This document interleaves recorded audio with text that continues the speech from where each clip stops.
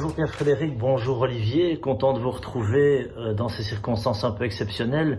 D'abord, je profite de cette occasion pour vous féliciter du superbe travail que vous faites pour défendre l'intérêt des entreprises en Wallonie.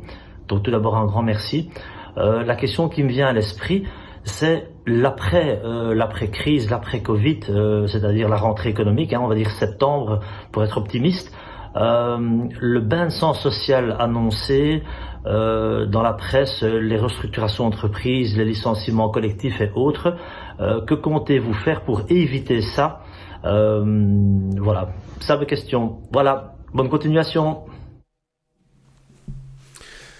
Ce qu'on compte faire, c'est évidemment de faire en sorte que la reprise se passe le plus vite possible et avec le maximum d'aide, comme on a eu l'occasion de le dire pendant toute cette interview, qui évite justement, qui minimise le nombre de licenciements, parce que les éviter, on ne le fera pas. Nous, on craint quand même, Michel parlait de la reprise de septembre, il n'a pas dit l'année, donc il faudra lui reposer la question. On s'attend à une vague de licenciements, et notamment des licenciements collectifs, avec la procédure Renault dans le courant de l'automne, ce qui va être très difficile aussi à discuter avec les syndicats, et on s'y prépare déjà, parce qu'on va se retrouver en même temps avec les élections sociales qui normalement devraient avoir lieu en octobre ou en novembre, sauf si les discussions au niveau du G10 en changent éventuellement la date. Et il faut se préparer par rapport à ça, d'où ce que je disais tout à l'heure sur peut-être déjà anticiper en termes de formation, d'accompagnement, mais peut-être aussi réfléchir à peut-être des plateformes qui permettraient des échanges de collaborateurs, soutenir cela. Pourquoi? Parce qu'on sait qu'une partie des collaborateurs qui vont malheureusement peut-être devoir être licenciés, c'est pendant la période avant qu'on ne revienne au pristine état, c'est-à-dire celui d'avant la crise. Et donc, il y aura certainement aussi des réengagements le plus rapidement possible par des entreprises, et donc peut-être que des souplesses de flexibilité du travail inter-entreprise pourraient être envisagées.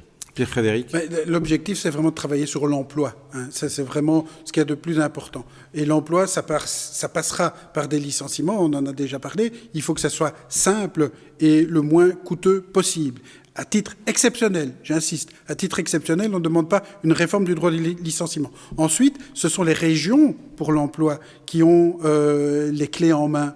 Il y a des possibilités, notamment via le Forum, il y a toute une série de mécanismes qui étaient déjà budgétisés pour 2020, qui n'ont pas été consommés depuis le 13 mars. Donc il y a des réserves à ce niveau-là. Et notre message, il est très clair. Si on doit licencier, c'est pour sauvegarder, mais c'est également parce qu'on souhaite en même temps promotionner l'emploi. On souhaite relancer l'emploi, sinon ça va être vraiment la catastrophe. Et nous souhaitons, et je tends la main aux syndicats à ce niveau-là, nous souhaitons se mettre autour de la table pour avoir une vision positive sur l'emploi dans les régions et que l'on puisse former et que l'on puisse accompagner les employeurs à maintenir le niveau de l'emploi et à le renforcer. C'est vraiment fondamental pour nous.